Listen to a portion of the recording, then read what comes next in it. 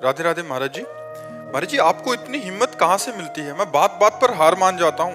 क्या कुछ समझ नहीं आता महाराज जी। माया के द्वारा जब कोई बहुत मार खा लेता है तो दो चार थप्पड़ उसको समझ में नहीं आते, नहीं आते ना। बहुत बचपन से माया की मार, कहीं प्यार नहीं, कहीं दुलार नहीं, कहीं भोजन नहीं, कहीं कोई व्यवस्था नहीं, हर समय कठोरता पूर्वक अपने आप से लड़ना ही लड़ना केवल।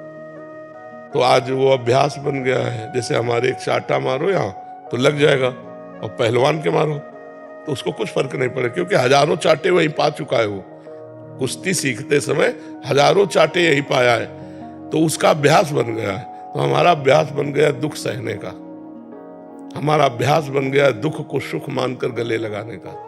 हर विपत्ति, हर प्रतिकूलता, हर दुख को अपना यार मानकर उसे सह जाना। महाराज जी कहते कोई साथ नहीं देते, किसके साथ रहे, कौन साथ देगा, कौन किसके साथ रहे? तो कोई नहीं, भगवान का साथ बनो।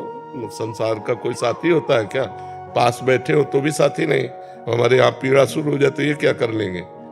यहाँ की पीड़ा को तो हरि ही जानते हैं ना, वो यही विराजमान हृदय में। तो वो अपना आनंद देने लगेंगे। पीड़ा एक तरफ है, आनंद एक तरफ है। तो हम आनंद वाले हैं तो भगवान के आनंद में डूब गए, तो पीड़ा अपने आप कट गई, पीड़ा का समय निकल गया। ऐसे ही आनंद स्वरूप भगवान में जब चित्त है तो ये सब प्रपंच के दुख झेलते हुए आराम से पार हो जाते हैं। इसलिए कहते हैं अध्यात्म के बिना जीवन मृत जीवन।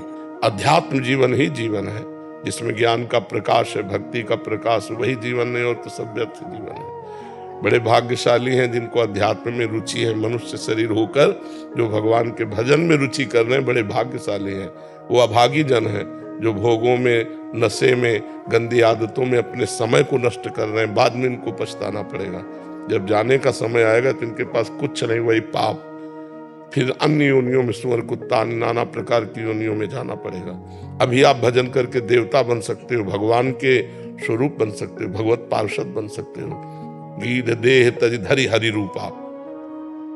भजन के बल से अपने इस देह का त्याग करके हरि पार्षद बन सकते हो। तो ऐसे आचरण करो कि अगर भगवान न मिले तो कम से कम फिर हमें मनुष्य जन्म मिले, हम अच्छे आचरण वाले राष्ट्र भक्त, भगवत भक्त जीवन व्यतीत करें।